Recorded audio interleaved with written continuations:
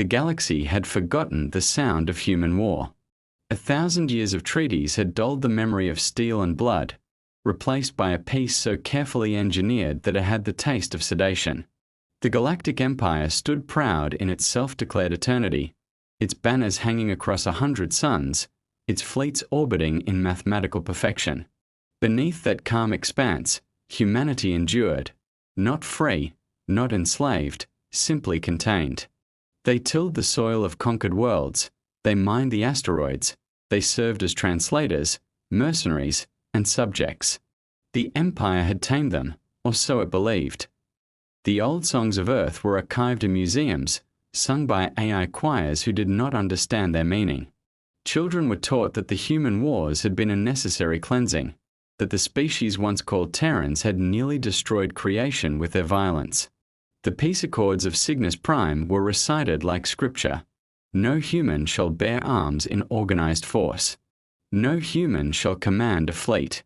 No human shall manufacture engines of war, and yet, among all the races of the Empire, it was a human who guarded the very treaty that bound her people. Her name was Alara Voss, born on a dust-choked colony in the Pashorn Fringe. She rose through the Peacekeeper Corps by discipline alone. The aliens who commanded her spoke of her with clinical admiration. They said she embodied the new human, controlled, rational, obedient. Her record held no stain of rebellion, no hint of passion. When riots broke on the trade moons, she was sent to calm them. When mercenaries tested the borders, she negotiated their surrender. The holograms of her calm face had become a propaganda symbol. The human who proved peace could be permanent. But the eyes in those holograms were not calm. They were patient. For years she served the Empire's will, watching, measuring. She had seen the hollow centers of their cities, where lesser species labored in silent resentment. She had read the archived orders that erased whole human fleets from existence. She had stood in the council hall of the Empire and felt the weight of alien gazes upon her, eyes that admired a pet for learning tricks. Still she obeyed. Until the day the council required her obedience to become humiliation. IT began with whispers, a missing data core from the Imperial arsenal, coded with pre-treaty human weapon schematics. The investigation was public, theatrical. Alara was summoned, questioned, released, summoned again. Every question circled back to the same accusation. Someone in the Peacekeeper hierarchy had betrayed the trust of the Empire, and the only human high enough to be suspected was her. She offered to open her memories for audit. They refused. Evidence appeared in a storage locker she had never used. A tribunal was announced before she could speak. The verdict was pre-written. The day they took her rank, the chamber was filled with silence so dense it felt solid. The imperial judge, a six-limbed thing of glass and sinew, read the sentence in a tone that carried no emotion. Dishonor, demotion, property of the state. Her insignia, 3 silver bars, was removed by an alien hand and dropped into a bowl of liquid crystal where it dissolved. The act was symbolic, the message was not. The human general would be auctioned. The decree spread faster than light through the Empire's communication lattice. The announcement described it as a gesture of mercy. She would not be executed but reassigned as cultural property, a living artifact of the Great Peace. The sale would be public, transparent, and celebratory. Alara did not speak. She allowed the guards to bind her wrists in luminous cords. Her face was impassive as cameras swarmed. The transport to the capital was silent except for the pulse of the engines. Outside the viewport, stars drifted like indifferent witnesses. Inside, she sat alone under guard of drones that never blinked. Somewhere in the data streams, encrypted beneath Imperial security layers, a faint signal slipped outward. No more than a pulse of static to most sensors, but to those who still remembered old human codes, it said, "I live." The grand auction chamber was built from living stone that resonated with the murmurs of its audience. Delegates from 1,000 worlds filled the galleries. Each species had come to witness the spectacle of dominance renewed. The Empire would remind them all that peace existed only because it permitted it. The auctioneer's voice rippled through the chamber, translated into 100 tongues. Lot number 1. Human specimen. Former rank: General. Age: 42. Condition: unmodified. Historical significance: high. Alara stood in the center platform, hands bound, surrounded by cold light. No expression touched her face. The audience observed her as they might observe a fossilized predator. Fascinating but safely dead, bidding began.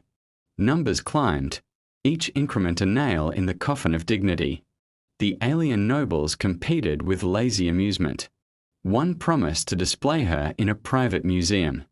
Another intended to commission a symphonic work based on her genetic rhythm. The price rose, and with it the illusion that this act was civilized in the outer colonies. Humans watched the broadcast. They saw their general, once the guardian of peace, paraded like a relic. The feed was mandatory viewing in imperial territories, meant as reassurance that control was absolute. But among human workers and miners, silence grew heavy. No one spoke, yet everyone understood. When the final bid echoed through the chamber, the audience applauded. The winner was a noble from the world of Vash Kor, collector of rare war memorabilia. He offered a speech about reconciliation and the beauty of history. Alara's gaze did not lift toward him. Only the faint tightening of her jaw betrayed life beneath composure. The auctioneer raised a ceremonial seal. Ownership transferred. At that exact second, the broadcast glitched. A flicker, so brief most thought it a signal error, spread through the galactic net. For a frame of time shorter than thought, the image of Alara's face shifted. Her eyes blinked in an impossible rhythm. ... Old Morse, ancient, obsolete. Those who knew it felt their heart stop. The code translated to 3 words: wait for me. The Empire's networks automatically corrected the glitch, scrubbing traces from archives, but the message had already been copied, dissected, and reborn across hidden human channels. In mining camps, cargo freighters, forgotten research stations, the pulse repeated. Wait for me. To the Empire, it meant nothing. To humanity, it meant awakening. On Vash Kor, Alara was delivered to her new owner's estate. The noble received her with the detached interest of a curator. You are to be preserved, he said through a translator. I have a gallery for artifacts of extinction. You will not be harmed. Consider this honor. She bowed her head in silence. The guards saw submission. The sensors registered calm vitals. The noble turned away, satisfied. When the doors sealed, Alara exhaled once, slowly. Beneath the binding cuffs, the light of the restraint flickered. In her palm, microcircuits responded to nerve patterns long forbidden. She had hidden them for decades. Fragments of outlawed technology passed secretly between human engineers. Outside, the Empire rejoiced. Official bulletins proclaimed the event proof of eternal peace. Commentators spoke of the wisdom of mercy. Even the Emperor released a statement praising restraint and civilization. The collectors of the Empire believed ownership erased history. They thought the story of a thing ended when it was catalogued. On Vash Kor, in glass corridors humming with climate control, Alara Voss became part of an exhibition titled Echoes of Violence. Visitors came to study her stillness, to watch the quiet animal that had once commanded fleets. They measured her pulse, her speech latency, her neural patterns, each data point confirming their comforting myth that humans had finally become predictable, yet unpredictability was humanity's oldest weapon. The maintenance unit that remembered her worked without supervision. Its memory core contained fragments of a forbidden network, the kind once used by human generals before the peace accords. It could transmit no farther than the estate's outer relays, but that was enough. Each night, Alara recited instructions in the cadence of idle conversation. The drone recorded her tone as a security check, but hidden beneath syllables was code, microscopic modulations that formed a packet of information. Those packets rode the estate's energy grid outward. Disguised as background radiation, IT took 13 nights before a response came. 3 short beeps from a discarded sensor node in the lower gardens. It was the simplest possible confirmation. "We hear you," she continued to play her role by day. The noble's guests asked questions about the human wars, about Earth's final siege. They liked to imagine she carried ancestral guilt. When they spoke of the bombing of Luna, she nodded as though humbled. When they recited the Empire's version of history, she repeated the lines flawlessly. Only when alone did her face change, the muscles relaxing from restraint into focus. On the 32nd day, she discovered the estate's security lattice updated its encryption every rotation based on a seed drawn from a noble's biometrics. She recorded his voice frequencies, reconstructed the seed pattern, and taught the maintenance drone to impersonate the modulation. It would take months before the mimicry became precise enough, but she had patience measured in decades. Far across the galaxy, human traders began vanishing between ports. Freighters filed false destinations, then reappeared stripped of cargo but heavy with passengers. The Empire's patrols noticed, yet their data mines failed to connect the dots. They did not suspect an organized purpose. Humans were too scattered, too regulated. Alara's coded pulses expanded outward, linking dormant devices built long before the treaty, weather satellites, asteroid relays, mining sensors. Together they formed a skeleton of communication, silent, invisible, impossible to trace. She named it the Ghost Line. Her messages were brief. No rhetoric, no call to arms, just coordinates and timing markers. Across dozens of worlds, men and women paused in their work to read impossible signals on dead screens. Engineers in forgotten shipyards ran diagnostics on obsolete fusion cores. Historians searched archives for designs of vessels banned a millennium ago. Something was awakening, and it carried her signature. Meanwhile, the Empire celebrated its own triumph. The anniversary of the treaty approached. Ceremonies were planned across capital systems. Hollow monuments would replay the auction, framed as proof that war itself had been conquered. The Emperor would speak of harmony among races. In the quiet between events, a rumor began to spread. Human productivity had dropped.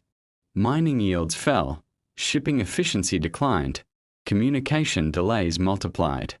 The numbers were small but unnerving.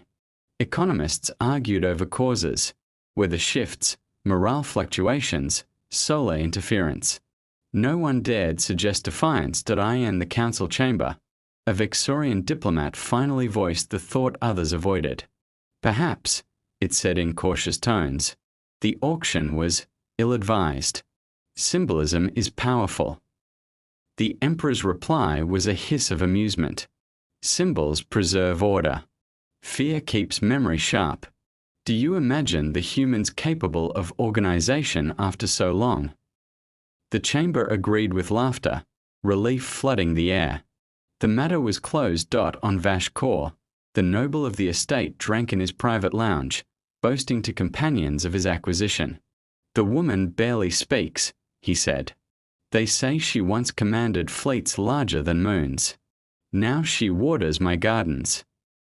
He laughed at his own cleverness, unaware that the irrigation system's data conduits now carried more than water. Every device in the estate had become part of her map.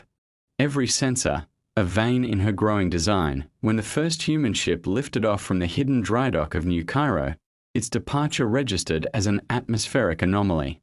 The vessel bore no weapons, no transponder, only a pulse beacon repeating a phrase, "I live."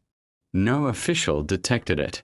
But among the Ghostline's listeners, celebration rippled like fire in oxygen. Alara's drone brought her the transmission by night. "The Phoenix Protocol is confirmed," it said. Her voice was low. "Then humanity remembers." Weeks passed. She endured the noble's entertainments with unbroken calm. Once he asked, "Do you miss your people?" Her answer was simple. "Every empire forgets the people it fears most. I do not miss them. I wait for them." The noble smiled, thinking it poetic ignorance. He didn't notice the temperature fluctuation in his vaults that night, nor the brief loss of power to the estate's defense network. He didn't hear the faint click as his personal DNA lock recorded a phantom scan. By dawn, the Vault systems had rewritten themselves to accept a secondary administrator, Alara Voss. Beyond Vash Core, her network accelerated. Ghostline nodes transmitted fragments of human design, pulse engines, shielding patterns, field algorithms. No single packet contained meaning. Together they formed blueprints.